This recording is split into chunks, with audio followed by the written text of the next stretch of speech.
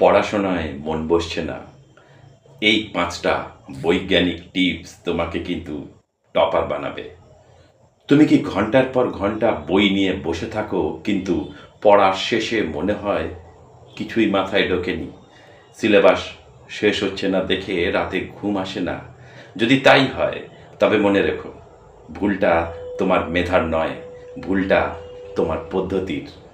আমি জানি তুমি সফল হতে চাও, আর সেই সফলতার রাস্তা সহজ করতে আজ আমি 5টা বৈজ্ঞানিক উপায় বলবো, যা তোমার মনোযোগ 10 গুণ কিন্তু বাড়িয়ে দেবে। আর ভিডিও শেষে যারা বোর্ডের এক্সাম দেবে তাদের জন্য থাকছে একটা স্পেশাল বোনাস টিপস। তো চলো শুরু করি মূল 5টা টিপ। 1, পামোডারো টেকনিক। একটানা 3-4 ঘন্টা না পড়ে 25 মিনিট পড়ো আর 5 মিনিট বিরতি নাও। আমাদের মস্তিষ্ক একটানা অনেকক্ষণ তথ্য নিতে পারে না। এই ছোট ছোট বিরতি তোমার ব্রেনকে রিচার্জ করবে। Tips 2, 5 minute rule.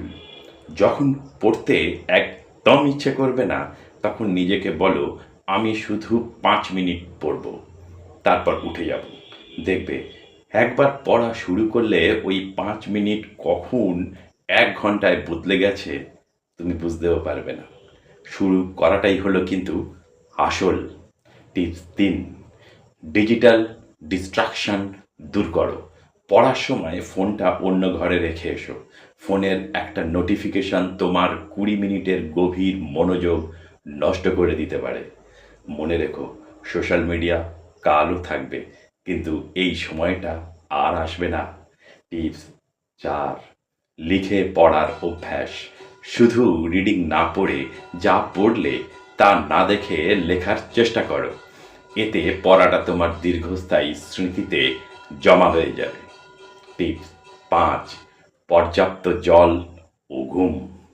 মস্তিষ্ককে সচল রাখতে হলে দিনে অন্তত 7 থেকে 8 ঘন্টা ঘুম এবং প্রচুর জল খাওয়া কিন্তু খুব জরুরি। ক্লান্ত মস্তিষ্কে কোনো কিছু গেঁথে রাখা অসম্ভব। এবার আসছি সেই বোনাস টিপসে।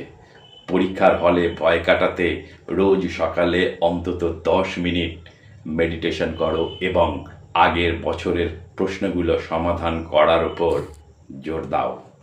আত্মবিশ্বাসী হলো তোমার অর্ধেক জয়। পড়াশোনাকে ভয় পেও না, একে জয় করো। এই টিপসগুলো আজ থেকেই ট্রাই করো এবং কমেন্টে জানাও তোমার সবচেয়ে বড় সমস্যা কোনটা। আমি আছি তোমাদের পাশে, তোমাদের সাথে।